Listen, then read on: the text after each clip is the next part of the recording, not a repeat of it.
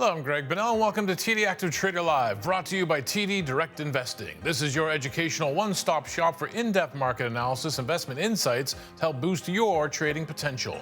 Coming up, oil prices slipping again this morning. We do have that tentative ceasefire between Iran and Israel, but it's also showing some early signs of unraveling, so we had a careful eye on crude. U.S. markets are pushing higher, driven by that cooling crude, dovish Fed hopes, and cautious optimism around the Middle East. Plus, all eyes are on Fed Chair Powell. He's testifying in Washington today. Will he stay the course or hint at rate cuts ahead? And is General Mills losing its crunch? Our trading debaters are standing by to take a bite out of the food giant. That's all ahead. You're watching TD Active Trader Live.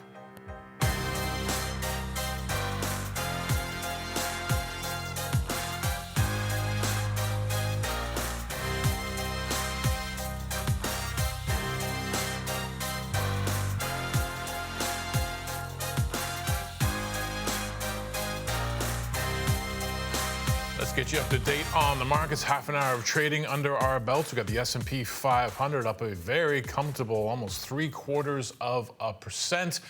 Yesterday afternoon was an interesting one. Of course, we had the news of the airspace in Qatar being shut down. We had the missile strikes. They were deemed to be ineffectual. Oil fell back dramatically. The markets rallied. The rally continues today at 6,066 right now on the S&P 500. We're not that far off of all-time highs. Got a little way to go, but still, we could be getting in that direction if this holds. Let's take a look at the heat map. Want to see what's moving beneath the surface right now. You take a look at some of the big tech names, whether it's Microsoft, Nvidia, Google, putting some points on the table. Also notice some of the financial companies today on Wall Street making some gains as well. So there you go. There's the reason why we got the green on the screen. Got a few earnings to share with you. Carnival coming out this morning. Investors liked what they saw from the cruise operators' earnings. And of course, that sharp drop in the price of oil probably doesn't hurt. So let's get to those earnings. Better than expected second quarter revenue and adjusted earnings. Also raising the guidance. That's pretty important. And when you think about what fuels those big cruise ships, well, it's fuel, isn't it? So you see the price of crude go down, and then not bad for that business either. What's also not bad for the airlines, we know that the single largest input cost for the airlines, whether it's here, Air Canada at home, or United Airlines south of the border, which you see getting a bid this morning, is that price of crude. So we're seeing the group as a whole move up across the board on that lower price of crude. And that's your market update. Joining us now for a more technical take on what's happening in the markets is Hiran Amin and Jason Natick from our direct investing educational team, joining us from the wilds of southwestern Ontario, the frontier. The gentlemen are remote today, but it's still great to have you here, even if it's just your heads in boxes. Great to be back, Greg. All right, so let's start digging in. I think S&P 500 catching a lot of people's attention here, and what are you seeing in the numbers? Yeah, absolutely. You know, when we talk about the S&P 500, we just saw this long Cold War between the U.S. and Iran turn hot over the weekend, and Wall Street reacted with, a collective shrug and a yawn with it as we saw the price yesterday. Now, what it was shaping up to be a pretty volatile week. Obviously, we've seen tempered.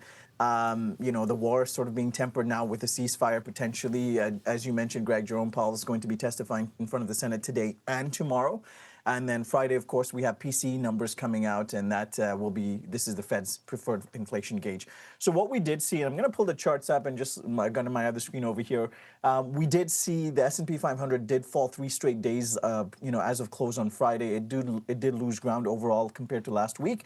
As the market was digesting what the Fed was saying, that they weren't promising any sort of rate trims anytime soon. So we saw these 3 red candles, which is the close last week, and then yesterday, after the announcements came in that there was, there's this potential ceasefire, which came out last night, but we did see the market, as I mentioned, just shrug it off, and we had a significant green day. Now, what we are seeing today, I've just mapped out these zones for this week that we're going to check in for. 60-60 is the level, and today, in fact, it's gapped up. We saw the gap. This was kind of the peak going into the full week last week, where it kind of topped off, and then there was a bit of a drawdown. And it's gapped up now, chasing of the 61.20 as the next resistance level. On the downside, we're still looking at about 59.40, which is this low. We're just sitting above the 21-day EMA. So these are the key levels to look for going into the print this week to see what some of the, if there's any more news about what the war is how that's going to shake out for the rest of the week, and then the PC numbers coming into it. The last thing I will mention is that we talk about market breadth on the S&P 500. Last week it did dip below the 50% mark, about 48.4. And that's usually a weaker sign that we're seeing when we talk about broader participation. Coming into this week, we're back up above the 50% breadth indicator there. So we're seeing more participation with these a lot of these stocks being bid up in the green. So these are the key levels to look up. The other thing to mention here is just this rising wedge. We did break below it, which is seen as a sort of a bearish move. And we are seeing still RSI relatively strong. It hasn't gone in this overbought, so we should still see some room to maybe chase that 6120 level here now. All right, great breakdown of the price action, the S&P 500. You're also looking at uranium, a uranium ETF. Absolutely, Greg. So I've got this ETF pulled up on my screen.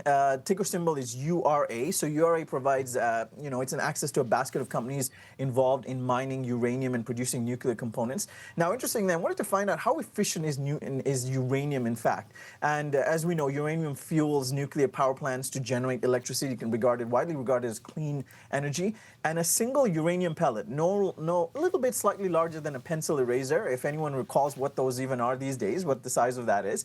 But essentially, that size of uranium pellet contains the energy equivalent to about a ton of coal or 17,000 cubic feet of natural gas. Now, Canada ranks as one of the world's largest uranium producers, and it was number one for over a decade until about 2010, when Kazakhstan sort of took the #1 spot. We're still number two in the worldwide list, and we boast companies, leading miners in Canada are Cameco and Orano Canada. So what we have seen, though, is after these swing lows from April coming into it. Now, I do have the weekly chart here, so this is what we're looking at. We've seen this significant weekly sort of green candles, almost like we've got this three white soldiers is what they call it. We've seen these breakups. Basically, at every close, we've seen a move up happen, and we saw this significant big bullish green candle happen. Now, these levels that we mapped out over the course of the week, the years that I have, 27 was a key support, 34 was another key support. In fact, 34 was tested over a 2-year span. Touched it, never actually break through it till just recently over here, and we're kind of hitting all-time highs now as we move over here. So you can see the long-term resistance, and this is dating back almost like going back to about almost 2.5 decades.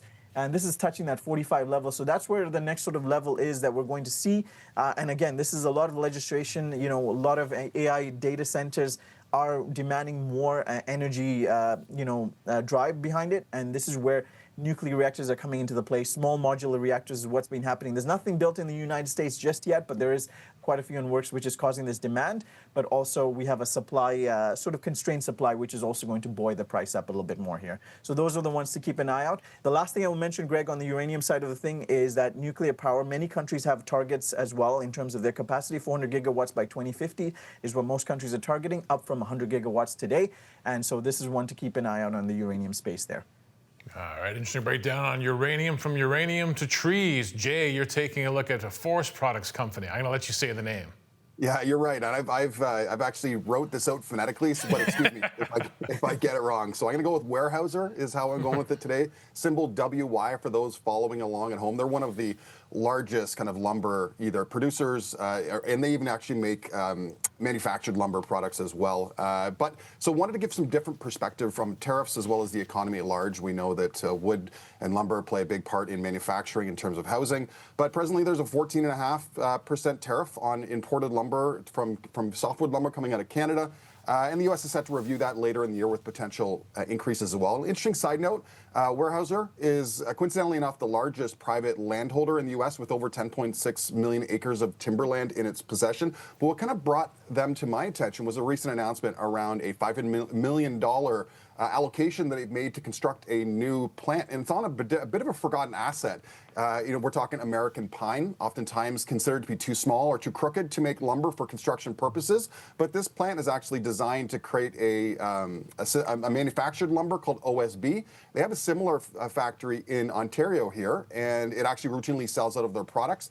And this is one of the interesting things. It's kind of self-sustaining, kind of not in the same lines of Huron's nuclear point, but they are running the plant off, fire burnt from leftover bark, tree limbs, and sawdust. But jumping here into the chart, we can see it's certainly been a definitive downtrend, but things have been looking up, fairly recently. We've got an orderly kind of price advance where we can see some higher highs and higher lows over the last number of little bit. But what's kind of really jumped out to me is as we kind of approach a fairly significant pricing level. We can see the 27 line that I've got placed on the chart. That's a fairly significant inflection point the stock's trading at, but we bounced off of the kind of lower end of the range and the lower end of the trend that we can see on the chart. But recently, you can see actually just even with today's candle, even though it is a red candle, we went over the 21-day average yesterday, bounced over the 50-day EMA today. So a couple bullish signs, heading into this. So if we can see this, I'm really looking to see what's going to happen next when it tests up against that $27 boundary to see if we're going to reject bound to the lower ends or continue its upward trajectory back to higher highs they saw earlier in the year. All right, interesting work up there on Weyerhaeuser. Early in my career, first year of my broadcasting career, I went full-on Germanic prose. I said Weyerhaeuser. Somebody called in to my employer and suggested that I wasn't very intelligent and I shouldn't be allowed to be on the radio. But here I am now. Took it to heart. There Well you done. go. Hopefully I learned fine. I was 26. What are you going to do? All right, thanks for that, gentlemen. If you have at home have a question for our team, here's how you can get in touch with us. Just email td.activetraderlive@td.com. And for more information about the Active Trader platform, scan the QR code on the bottom right-hand side of your screen. It's going to take you to our TD Active Trader Live website where you can try out the TD Active Trader platform risk-free. You open a practice account. You just click on that Try TD Active Trader button. It is time now for Trading Debating, and this week the stock in the spotlight is General Mills. You know it is a global food company that makes and sells branded, processes products sold in retail stores. I know it from my cereal shelf. I got some Cheerios in there. I think I had some Cheerios this morning. Not that I'm putting any judgment on bull or bear here, but before we get going with the debate, just a reminder to our viewers that the securities and strategies discussed on our show are for educational purposes only, should not be considered investment advice or buy, sell, or hold recommendations. Options trading carries high risk, may not suit all investors. Significant losses are possible, so it's important to assess your own risk tolerance. Make sure you do your own due diligence before engaging in trading. All right, back to the stock of the hour. General Mills, what made you guys pick this stock to debate other than the fact that I have Cheerios at home in my cupboard? I'm gonna chime in, and Greg say I also have Cheerios in my cupboard, along with a few other things. Our use case is a little bit different with toddlers, although they do have it as a snack. It also makes a nice little sandbox where you grind it up and find dust. It makes like a edible and safe sand to eat or play with. But yeah, General Mills, as you mentioned, it is a global food manufacturer. It is in fact one of the largest food companies that we have. Iconic brands like Cheerio, Betty Crocker, Haagen-Dazs. If you're, given this summer we're having, probably stocking your fridge up with that. Old El Paso, and most recently its acquisition of pet company Blue Buffalo Pet Foods as well. So it does remain one of the top selling cereal brands, and as we said, we find it in most of our cupboards there. And it's interesting to see how this is going to shake out, with inflation and with sort of the backdrop that we have with competitors, how General Mills is stacking up. What are your thoughts on Cheerios, Jason? They're in our pantry, so we're pro as well. But yeah, it's one of the oldest, U.S. food companies, over 150 years of history. A lot of nostalgia. Hey, nostalgia plays, nostalgia sells this time too, right? So let's do it then. Let's get some time on the clock. You each have your 2.5 minutes to make your case, then a little bit of time to counter. You draw from the hat as always. Herein, you have got the bear case because you guys are remote. When you hit the 1 minute mark, I'm going to give the 1 minute just so you know what your timing is look like. So kick it off for us there, Heron. All right, look, Greg, I'll say this. Like bad milk, General Mills arguably has lapsed its best before date. If you look at the recent stock performance, it's been more upsetting than a bowl of Lucky Charms without the marshmallows. And the lack of sales outside of the U.S. markets may hint that this breakfast company is ironically out to lunch. So when we talk about it, it faces significant headwinds, not to justify its bearish outlook, which are driven by fundamental challenges in its core business and concerning technical indicators. Let's talk about the fundamentals real quick. You've got slumping sales, slowing growth, and shrinking profits. In the Q3 report that just came last quarter, you had organic net sales drop by 5%, while adjusted operating profit fell by 13%. EPS dropped 15% year over year. You've got inventory destocking amongst U.S. retailers, as well as softening consumer interest in snack products. What this is compounded to is their guidance for 2025 as well. They are anticipating a -2 to 1.5% down from the previous expectation of being flat on the revenue side of organic sales. And then on the operating profit and EPS, they're expecting a -8 to -7%, which is revised originally down from -4 to -2. So they are expecting lower revenue expectations. The other thing that I'll harp on is the fact that you're seeing the cereal and snack bar consumption, which makes up 52% of their revenue for fiscal 2024, has sharply declined due to consumer preference shifts and health trends. Notably, you're seeing, 1 minute. You're seeing them with the rise of GLP-1 and weight loss drugs. The generation is increasingly avoiding bad foods in favor of a healthier lifestyle. And this means there's about, according to data, there's a 6% lower grocery spend, but also 11% drop in snack sales in the 6 months following adoption of these drugs. And then cereal has also been losing favor out of the U.S. breakfast table. I know we all have it in our pantries, but volume has shrunk 2% year over year through the past decade, through 2024. Going to the charts, though, here's the picture I want to paint. Here's the charts. We're looking at a monthly chart. And starting from 2023, we saw it rise, but ever since, it's been on this long downturn trend since 2023. In fact, it hits this level from 2020 over here. We're seeing these key levels coming down over here. It is well below its moving EMAs. So this is the monthly EMAs that I've got here. So I've got the 1 year, the 3 year, and then the kind of the 6 month EMAs, and it's well below those levels at this current time.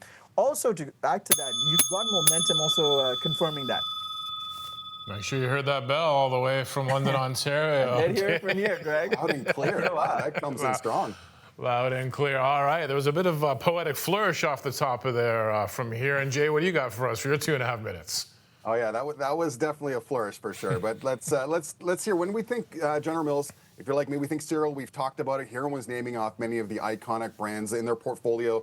Cheerios, we've talked about Cocoa Puffs, Cinnamon Toast Crunch, Lucky Charms with the marshmallows, just to name a few.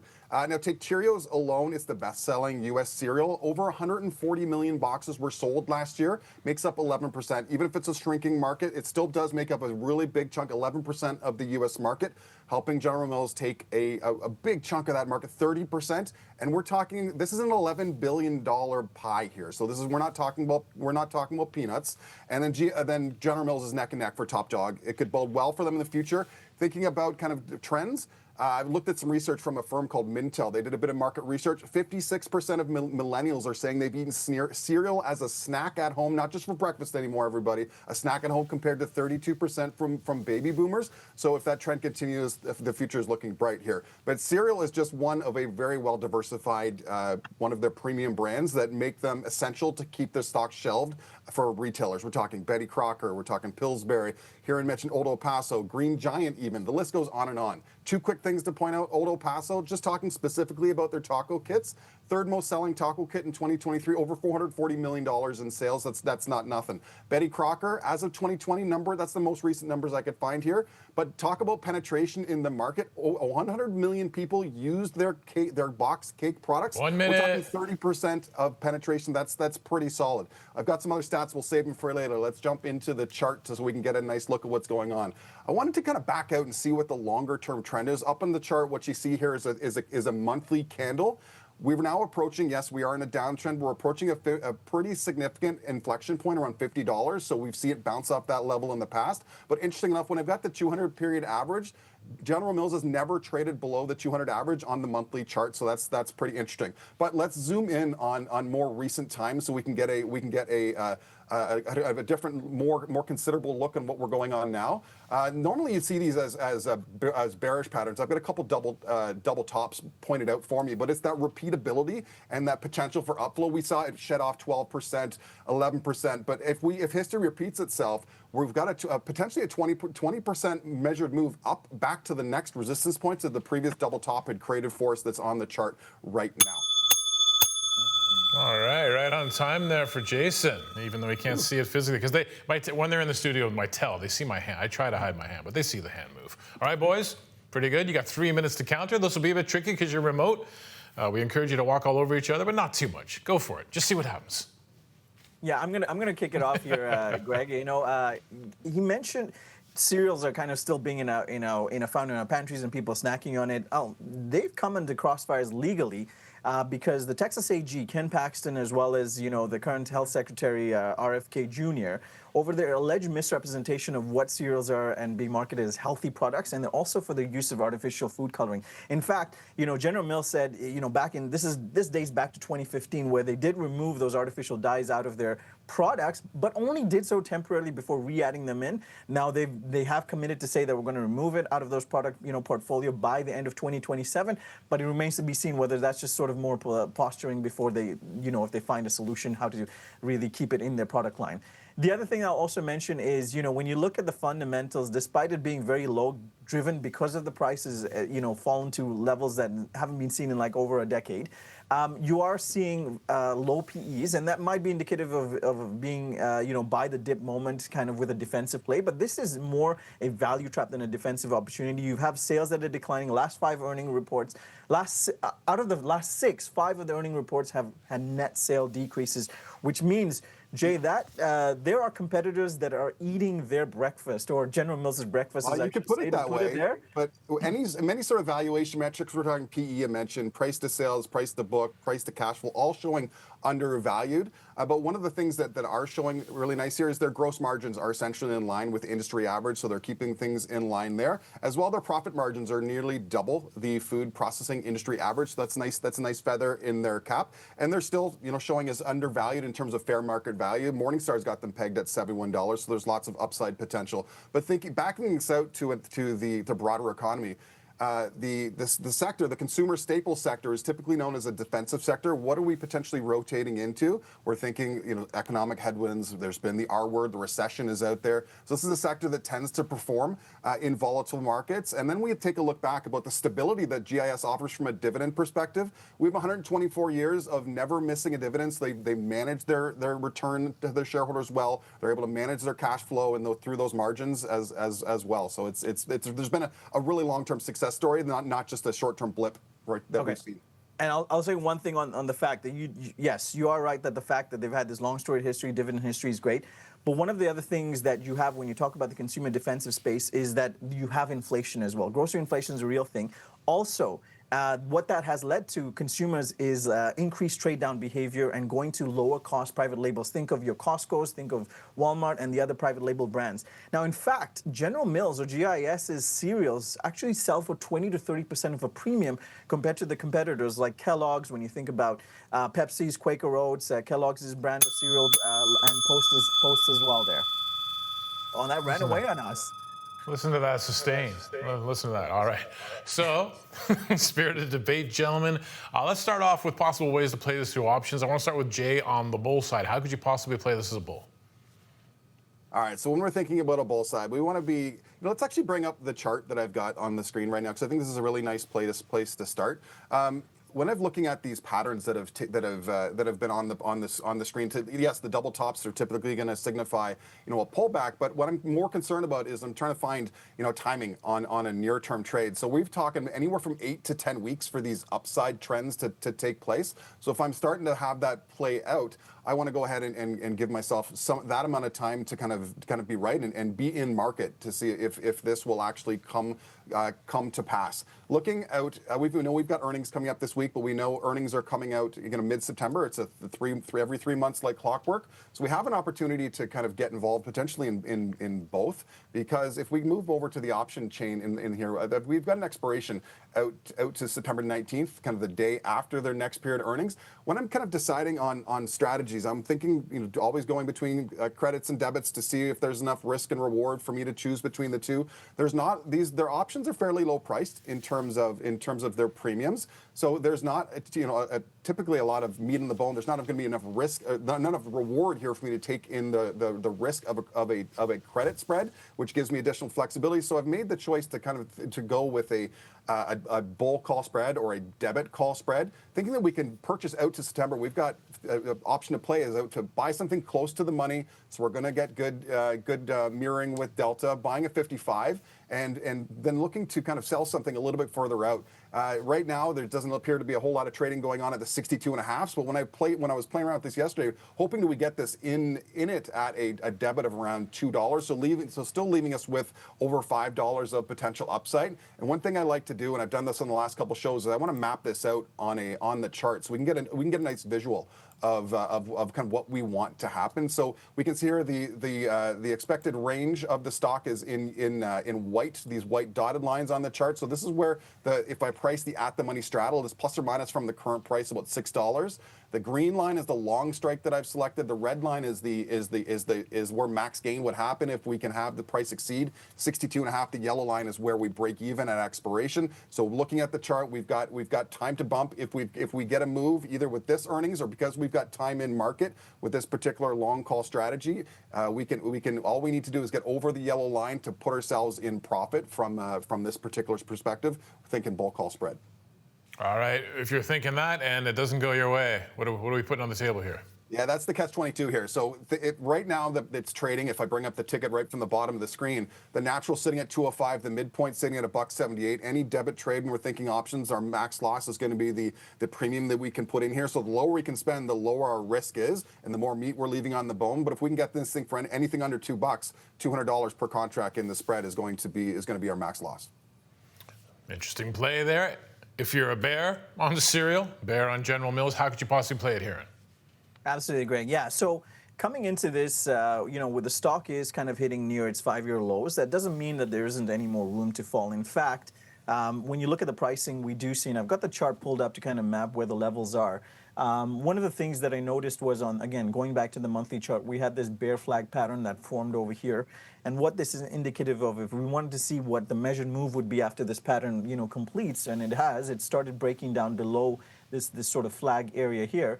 There is a $30 measured move happening. So conservatively, we're looking at about a $43 target. Aggressively, it could come down to the $36.50, which is going to test those December 2018 lows. Now, given the options pricing, as Jay mentioned, we've got monthly contracts, very, I wouldn't say tight bid and ask spreads. It's pretty wide, and we've got a low IV ranking. So again, if you're grappling between credit and debit, this one is going to be suited more towards credit to try and take advantage of those levels that are coming down. So looking at the levels, we're anticipating doing, or a bearish trader could anticipate doing a trade known as a put calendar spread.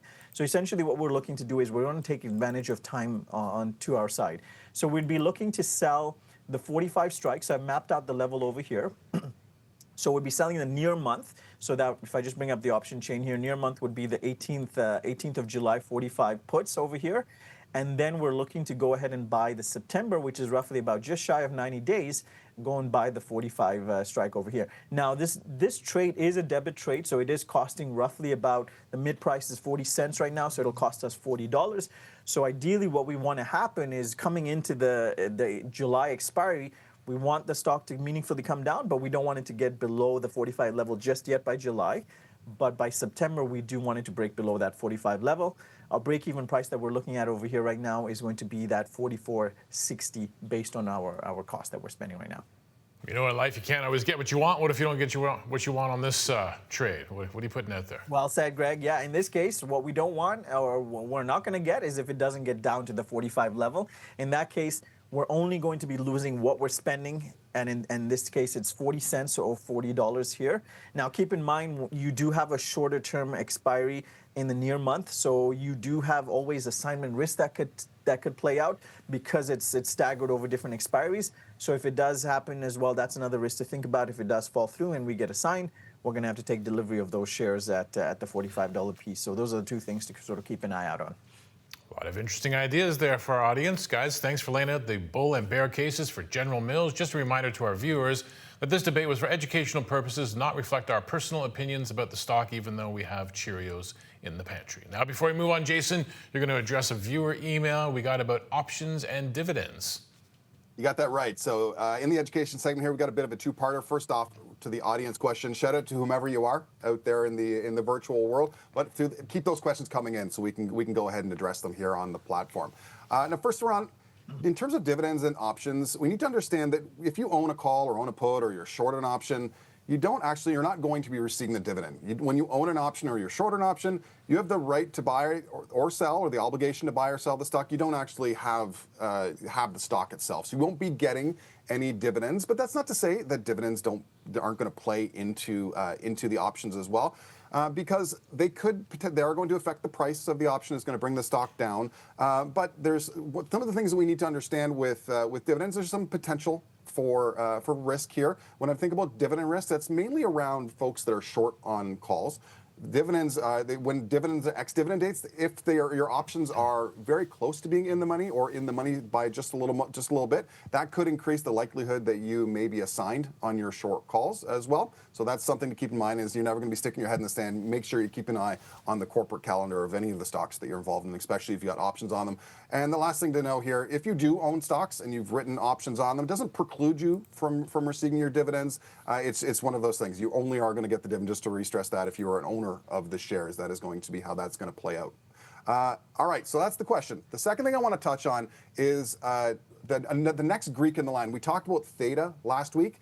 Today, I wanted to give us a bit of a quick rundown for the Greek Vega. Okay, for keeping simple people like me in line. V just has Vega starts with V, just the same way the volatility is. So it allows you to kind of keep that train of thought going. But Vega is the Greek option that tracks how the changes in implied volatility are going to impact your premium. Okay, volatility, just like time that theta covers, is one of the key components that makes up options extrinsic value. So you want to really make sure you keep an eye on that. Let's jump into the platform. I'm going to show you how that we can keep an eye on these factors. So two ways that we're going to do that. I'm going to bring us down to the bottom of our option chain.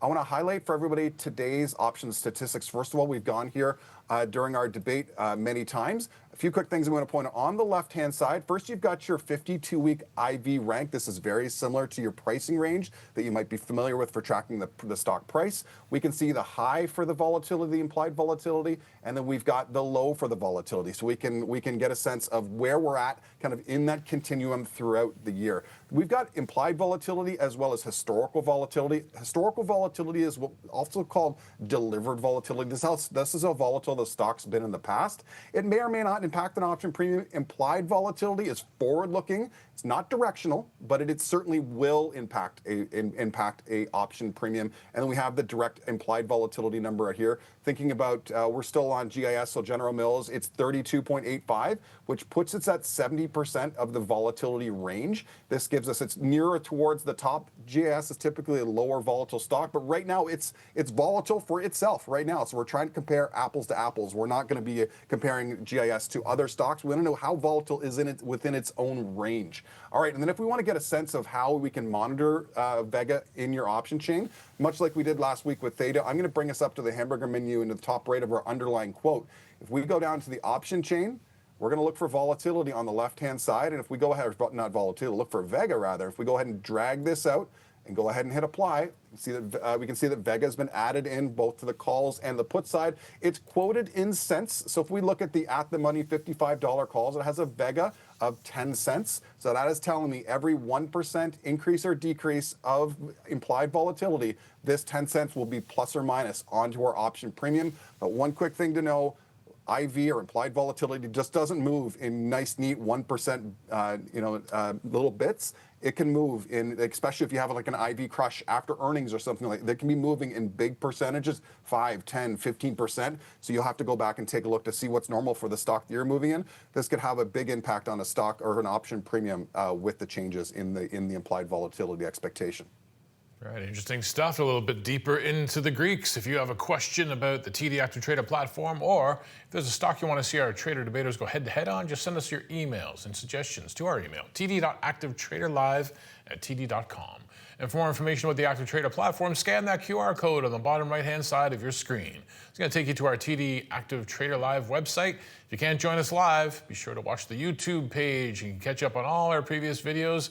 And don't be shy about hitting that link, subscribing, and liking what you see. All right, gentlemen, before we wrap up, what are we focusing on for the rest of the week? What are you thinking? What are you looking at here?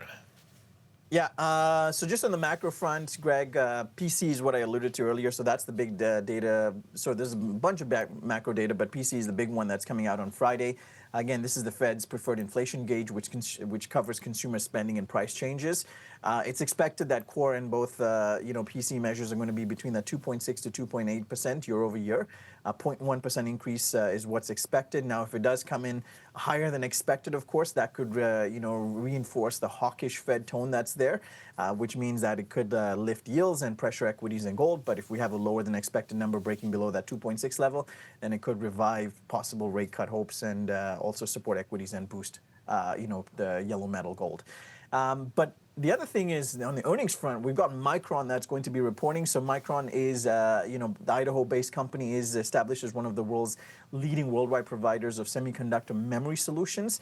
It is slated to report its fiscal quarter three earnings after the bell on Wednesday, with analysts expecting, the chip maker's profits to more than double from a year ago. In fact, they're looking at revenue of $8.86 million is what the street consensus is. That's 30% year over year. And net income to top to $1.86 billion or $1.61 per share, up from $702 million or 62 cents per share just a year earlier. So quite some significant expectations coming into it. Now, the big thing is that Micron also announced that they're going to boost U.S. investments to about the tune of about $200 billion, which will be about $150 billion allocated to manufacturing and expanding modernization production sites, or fabs as they call it, in Idaho, New York, and Virginia, and $50 billion will be spent in research and development. Looking at the chart, though, Greg, it's been a big blockbuster of a run for Micron since its lows at 61.54. It's almost double that, to reaching a high today, sitting at the 124.51, which is where it is. It's formed this intermediate, longer-term trend, which is still respecting. There's a shorter trend I also I sort of mapped out over here, which it's been respecting. Just broke through that, but it's still kind of hovering over that. Now, going into the earnings print tomorrow, the expected move is about roughly $10.50 based on the options pricing. So we're either looking to hit the just shy of the 130 mark, just hitting that 135 based on how it's moving right now. And on the downside, the level is about 111. The key support zone is that $98 to $100 level, which could be tested potentially if they really disappoint, or what their guidance could be. But we're looking to the upside of the 130 to 135 level going into this print on Wednesday there. All right, interesting one there on Micron. Jay, in my youth, I think I'm a bit older than you, the poets wrote odes to their Adidas, but you're looking at another shoemaker, Nike. Yeah, we've got Nike coming up, and they've got their earnings coming up Thursday after the bell. They're certainly an iconic sports apparel and an athletic shoe mega brand. But if we're looking at their price on their chart, it's it's been a sluggish, a bearish, if you will, 3+ years. The stock is off nearly 66% from its highs kind of late into 2021. Concerns around lack of innovation, excess inventory. I know they've been trying to address that. And along with that, something that kind of many retailers, and Nike's no exception, along with their sales, and there's pressures on the margin. But they're hoping for a comeback, one that would make their roster of sponsored athletes proud. Nike is projected, however, to have a 15% drop in revenues when we're listening for that coming up on Thursday. And their EPS is actually down year over year from 99 cents down to 12 cents. So one of the big things is the continued exposure to tariffs is putting a cloud on the sector. And Nike thinking 98% of their apparel and 99% of their footwear is manufactured in Asia.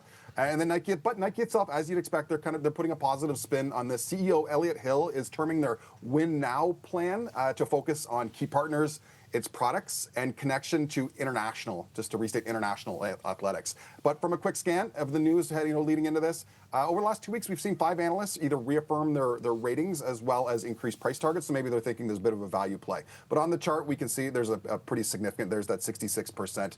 One of the things I like to look for here is how they've done over most recent earnings. We've had 3 significant gap downs of recent earnings. So that's something to keep an eye on for. And then as we kind of build in term, we do have a bit of a trend that we're trading up in. We did have a gap down, and one of the things we like to say, what happens on gaps? Well, they do tend to get filled in. The gap did get filled in, so it went back into kind of bullish territory. But it's kind of treated that gap as a bit of a support and resistance. So it's really shown no interest to kind of continue its upwards or downward movement. It's been moving sideways into earnings. So we'll see if that price action will continue after Thursday's chat with the investing audience. All right, interesting breakdown on Nike. We're also in the last full week, I believe, of Options Education Month. June is coming to a close. What resources, workshops still available this week?